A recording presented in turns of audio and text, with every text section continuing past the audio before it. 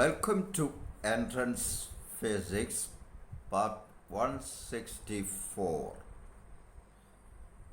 Questions from AC circuits. First one. An AC source of 240 volt, 50 cycles per second is connected across a pure capacitor. Frequency of the instantaneous power delivered to the capacitor. Choices: A 0, B 50 per second, 50 per second, C 100 per second, D 25 per second. നമുക്കറിയാം instantaneous power എന്ന് പറഞ്ഞാൽ instantaneous voltage into instantaneous current ആവും. V into I.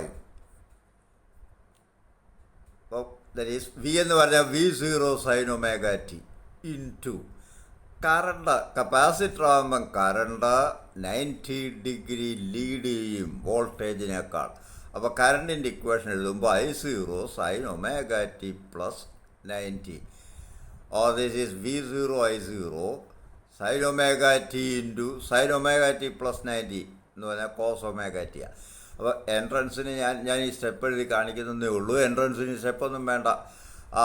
വോൾട്ടേജിൻ്റെ phase sine time sine omega T എന്ന് എഴുതുമ്പോൾ കറണ്ടിൻ്റെ sine omega t plus 90 ഇത് മനസ്സിൽ കണ്ടാൽ മതി. എന്നിട്ട് ഇതൊന്ന് മൾട്ടിപ്ലൈ ചെയ്ത് നോക്കിയാൽ മതി.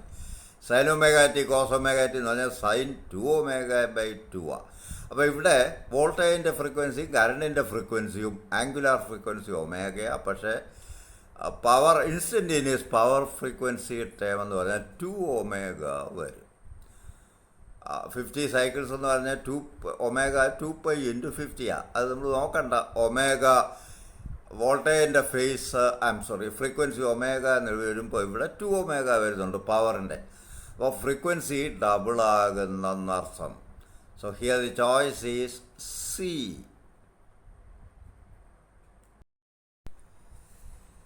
An AC source delivers 50 watt power to a circuit which consumes 40 watt power. Then the power returned to the source. Choices: A 10 watt, B 30 watt, 30, C 0, D 20 watt. നേരത്തെ ഉള്ളതിൻ്റെ പോസ്റ്റിങ്സ് ഞാൻ ഈ പവർ ട്രയാങ്കിൾ എന്നും പറഞ്ഞ് introduce ചെയ്തിട്ടുണ്ടായിരുന്നു. ഒരു right angled triangle. അതിൽ base എന്ന് പറഞ്ഞാൽ VI കോസ് തീറ്റ. കൺസ്യൂംഡ് പവറാണ്, ചിലവാകുന്ന പവർ. അതിന് ആക്റ്റീവ് പവർ എന്ന് പറയും. ഈ ഓൾട്ടിറ്റ്യൂഡ് എന്ന് പറഞ്ഞാൽ VI സൈൻ തീറ്റ.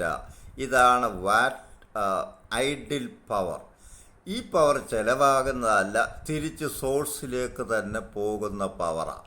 അപ്പോൾ ഇത് സർക്യൂട്ടിൽ ചിലവാകുന്ന പവർ, ഇത് സോഴ്സിലേക്ക് റിട്ടേൺ ചെയ്യുന്ന പവർ, ഇത് സോഴ്സ് ഡെലിവറി ചെയ്യുന്ന പവർ അല്ലെ അപ്പാരൻറ്റ് പവർ VI. ഇത് ഓർത്തിരിക്കുക ട്രയാങ്കിൾ. ഇവിടെ ഇപ്പോൾ ഈ VIയുടെ സ്ഥാനത്ത് 50 വാട്ടാണ് സോഴ്സ് ഡെലിവറി ചെയ്യുന്നത്. സർക്യൂട്ട് കൺസ്യൂം ചെയ്യുന്ന power 40 വാട്ടാണ്.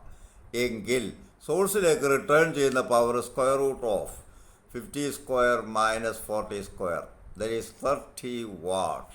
So here the choice is B. A 240 volt 50 cycles AC source connected across a series LCR circuit sets up resonance if R equals 60 ohm and XL equals XL. Inductive reactance XL equals 120 ohm, voltages distributed in the circuit are choices. VR, voltage across a resistor, VR equals 240 volts. VL equals VC equals 480 volts. B, VR equals 48 volts. VL equals VC equals 96 volts. C, VR equals 240 volts. VL equals VC equals 0 volts. D, VR equals 240 volts. VL equals VC equals 240 volts. ഇത് inductance കോയിലിൻ്റെ impedance reactance XL equals 120 ohm തന്നിട്ടുണ്ട്. കപ്പാസിറ്ററിൻ്റെ ഒന്നും തന്നിട്ടില്ല. Resistance 60 ohm. Applied voltage 240 volt. Resonance നടക്കുമ്പോൾ ഈ സർക്യൂട്ടിൻ്റെ മൊത്തം impedance എന്ന് പറഞ്ഞാൽ റെസിസ്റ്റൻസ് മാത്രമാണ്. സർക്യൂട്ട് റെസിസ്റ്റീവ് ആകുകയാണ് റെസൊണൻസ് നടക്കുമ്പോൾ. അപ്പോൾ ഇവിടുന്ന് ഇത് രണ്ടും ഉണ്ടെന്ന് വിചാരിക്കണ്ട. കറണ്ട് കണ്ടുപിടിക്കുക. I equals applied voltage by impedance. ഇവിടെ ഇമ്പിഡൻസിന് പകരം R, V/R. റെസൊണൻസി കറണ്ട് സർക്യൂട്ട് എപ്പോഴും ഒരു റെസിസ്റ്റീവ് സർക്യൂട്ടായിട്ട് ബിഹേവ് ചെയ്യുന്നു എന്നുള്ള പ്രോപ്പർട്ടി ആയത്. That is 240/60 or 4 ampere. എങ്കിൽ ഇപ്പോൾ VR എന്ന് പറഞ്ഞാൽ I × R, അത് 4 × 60, ദറ്റ് ഈസ് 240 വോൾട്ട്. അപ്പോൾ ശ്രദ്ധിക്കുക, റെസൊണൻസ് നടക്കുമ്പോൾ അപ്ലൈഡ് വോൾട്ടേജ് അതേപോലെ റെസിസ്റ്റൻസിനെ ക്രോസ് ആയിട്ട് വരും. ഇത് മനസ്സിൽ സൂക്ഷിക്കുക. ഇനി VL എന്ന് പറഞ്ഞാൽ I × XL, current into inductive reactance, that is 4 × 120 or 480 volt. Resonance നടക്കുമ്പോൾ ഇൻഡക്റ്റൻസ് കോയിലിൻ്റെ വോൾട്ടേജും കപ്പാസിറ്ററിൻ്റെ വോൾട്ടേജും ഈക്വൽ ആൻഡ് ഓപ്പോസിറ്റ് ഫേസിലാണ്. അപ്പോൾ അത് ക്യാൻസൽ ചെയ്യും. അങ്ങനെയാണ് ടോട്ടൽ ഇമ്പിഡൻസ് ആറാവുന്നത്. XL ഈക്വൽസ് XC, അതാണ് റെസൊണൻസ് കണ്ടീഷൻ. ചുരുക്കത്തിൽ VL equals VC equals VL equals 480 volt. അപ്പോൾ റെസൊണൻസ് എന്ന് കേട്ട് കഴിഞ്ഞാൽ ഇൻഡക്റ്റൻസിൻ്റെ വോൾട്ടേജും കപ്പാസിറ്ററിൻ്റെ വോൾട്ടേജും എപ്പോഴും ഈക്വലാണ്. Current same.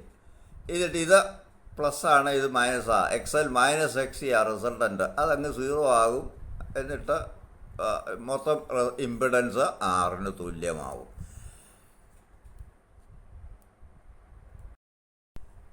ഞാൻ ഒരു 3 ചോദ്യങ്ങൾ വെച്ച് ഓരോ പോസ്റ്റിങ്ങിൽ ഇടുകയുള്ളൂ. നേരത്തെ ഉള്ള പോസ്റ്റിങ്സ്, ആവശ്യമുള്ള തിയറി പാർട്ട് എല്ലാം മനസ്സിലാക്കുക. പഴയ പോസ്റ്റിങ്സ് നോക്കി.